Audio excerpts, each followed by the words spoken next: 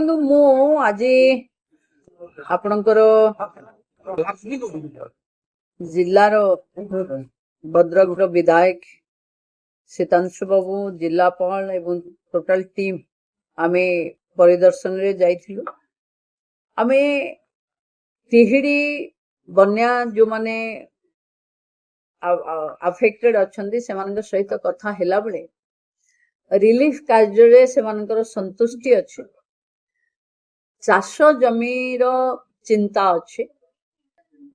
ଯୋଉଠି ପିଇବା ପାଣିର ସମସ୍ୟା କଥା ହେଇଛନ୍ତି ସେ ସ୍ଥାନରେ ତୁରନ୍ତ ପିଇବା ପାଣି ଯୋଗାଇ ଦିଆଯିବା ପାଇଁ କି ନିର୍ଦ୍ଦେଶ ଅଛି ଏବଂ ଟ୍ୟୁବୱେଲ କିଛି ଜାଗାରେ ଲୋକଙ୍କୁ ଦବା ପାଇଁ କି ବି ନିର୍ଦ୍ଦେଶ ସେ ଜାଗାରେ ଦିଆହେଇଛି। ଯୋଉଠି ଅଙ୍ଗନବାଡି ସେଣ୍ଟରରେ ପାଣି ପଶିଛି ଆଜି ସୁଦ୍ଧା ତାକୁ କେୟାର କରିକିରି ଅଙ୍ଗନବାଡି କୁ ମାନେ ଡିସଇନଫେକ୍ଟ କରି ସାରିଲା ପରେ ପିଲାଙ୍କୁ ଆଣିବା ପାଇଁ କି ନିର୍ଦ୍ଦେଶ ଦିଆଯାଇଛି। ବାକି ସମୀକ୍ଷାରେ ପ୍ରାୟ ଭଦ୍ରକ ଜିଲ୍ଲାରେ ଆମେ ଦେଖିଲେ ଭଦ୍ରକ, ବାସୁଦେବପୁର, ଭଣ୍ଡାରୀ ପୋଖରୀ, ତିହିଡି, ଧାମନଗର ଆଉ ଚାନ୍ଦବାଲି ଏମିତି 6ଟି ବ୍ଲକ ପ୍ରଭାବିତ ଅଛି। ସହରାଞ୍ଚଳର 3ଟି ଯେମିତି ଭଦ୍ରକ ପୌରପାଳିକା, ଧାମନଗର ଏନଏସି, ଧୂସୁରୀ ଏନଏସି। ଟୋଟାଲ ଗ୍ରାମ ପଞ୍ଚାୟତ 126ଟି ଏବଂ ଏବେ ପାଖାପାଖି ଗାଁ 503ଟି ଗାଁ ଏବେ ଯାହା ଟୁ ଡେଟ୍ ଅଛି ପ୍ରଭାବିତ ଅଛି। ଏବେ 346ଟି ମାଗଣା ରୋଷେଇ କେନ୍ଦ୍ର ଯୋଉଟା ଖୋଲିଥିଲା ଏବେ ସେଥିରୁ ଆଉ 29ଟି ଏବେ ଚାଲୁଅଛି ଆଉ ସବୁଗୁଡାକ କ୍ଲୋଜ ହେଇଗଲାଣି। ତାମାନେ ଲୋକ ତାଙ୍କ ନିଜ ଜାଗାକୁ ଫେରିଗଲେଣି। ଇଏ ସମୀକ୍ଷାରେ ରିଲିଫ, ରିହାବିଲିଟେସନ ରେ ଏବଂ ରିଷ୍ଟୋରେସନ ରାସ୍ତାଘାଟ ଯୋଉଟା କଟ ଅଫ୍ ହେଇଛି ତାର ରିଷ୍ଟୋରେସନ ପାଇଁ କି ଇଞ୍ଜିନିୟରିଂ ଡିପାର୍ଟମେଣ୍ଟ ଯୋଉ ଅଛି ତାଙ୍କୁ ତୁରନ୍ତ ବେଗରେ କୁହାଗଲା।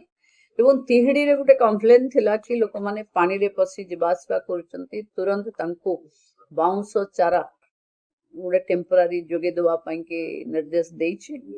ଏବଂ ମୁଁ ଭାବୁଛି କି ହସ୍ପିଟାଲରେ ଯୋଉଠି ଡକ୍ଟରଙ୍କର କମି ଥିଲା ସେଠି ତୁରନ୍ତ ଡେପୁଟେସନ କରିବାକୁ କୁହାଯାଇଛି।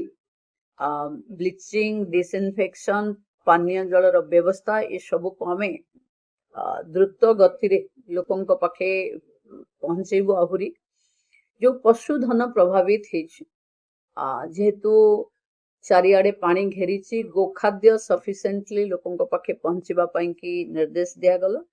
ବାକି ଆମେ ପୁଣି ପ୍ରସ୍ତୁତ ହବା ପାଇଁ କି ଯେ ଆଗକୁ ପୁଣି ଆସିପାରେ ବର୍ଷା, ତେଣୁ ତା ପାଇଁ କି ପ୍ରଶାସନ ପ୍ରସ୍ତୁତି ରହିଛି ଏବଂ ସାଧାରଣ ଲୋକଙ୍କର ଯୋଉ ଚାଷ ଜମି ଆଫେକ୍ଟେଡ ଅଛି ସେମାନଙ୍କୁ 7 ଦିନ ଭିତରେ ଯେମିତି ମାନନୀୟ ମୁଖ୍ୟମନ୍ତ୍ରୀ ନିର୍ଦ୍ଦେଶ ଦେଇଛନ୍ତି କି ନୂଆ ବିହନ ଏସବୁ ଯୋଗେଇ ଦିଆଯିବ।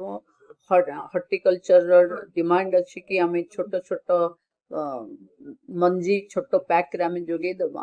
ତ ପାଖାପାଖି କୃଷି ଏବଂ ଫିସରୀରେ ବହୁତ ଲୋକଙ୍କର କ୍ଷତି ଅଛି, ତାଙ୍କୁ ଆମେ ରିଲିଫରେ ହିଁ ରିଲିଫ କୋଡ ଅନୁଯାୟୀ ସାହାଯ୍ୟ କରିବୁ।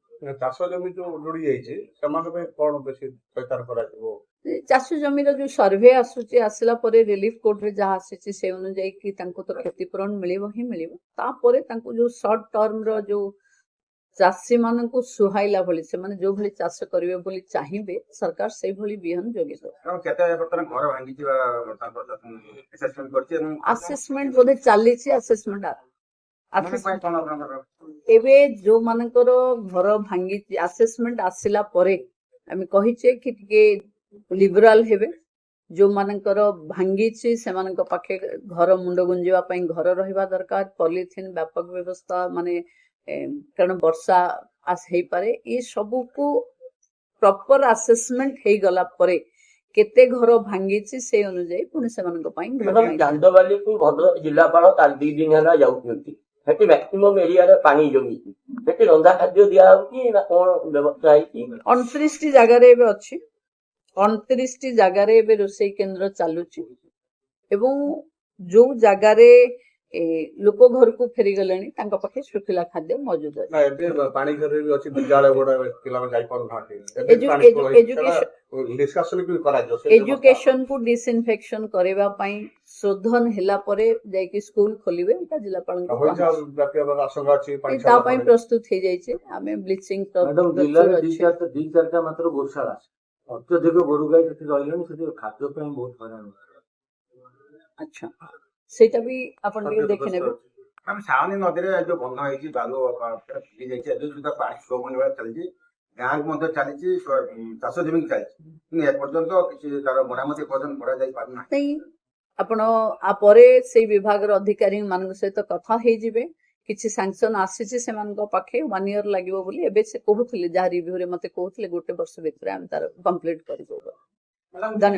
ଜିଲ୍ଲାରେ ସାଳନ୍ଦୀ ଏବଂ ବୈତରଣୀ ପ୍ରତିବର୍ଷ ବନ୍ୟା ଆସୁଥିଲା, ଜିଲ୍ଲାବାସୀଙ୍କ ଦାବି କ୍ୟାପିଟାଲ ଆମ୍ବାଗମେଣ୍ଟ ସରକାର କଣ? ଦେଖନ୍ତୁ, ଆମେ ଆଜି ରିଭ୍ୟୁରେ ବି ମୁଁ କହିଛି କି କିଛି ବଡ ଭାବିକିରି ପ୍ଲାନିଂ କରନ୍ତୁ, ଯେମିତି ସବୁବେଳେ ବନ୍ୟାକୁ ଲୋକ ସାମ୍ନା କରୁଥିବେ, ଆମେ ରିଲିଫ ଦେବା ବଦଳରେ କେମିତି ପ୍ରତିହିତ କରିବା, ସେ ପାଇଁ କି ପ୍ଲାନିଂ କରିବା ପାଇଁ କି କୁହାହେଇଛି, କରନ୍ତୁ, କରିବା। Thank you.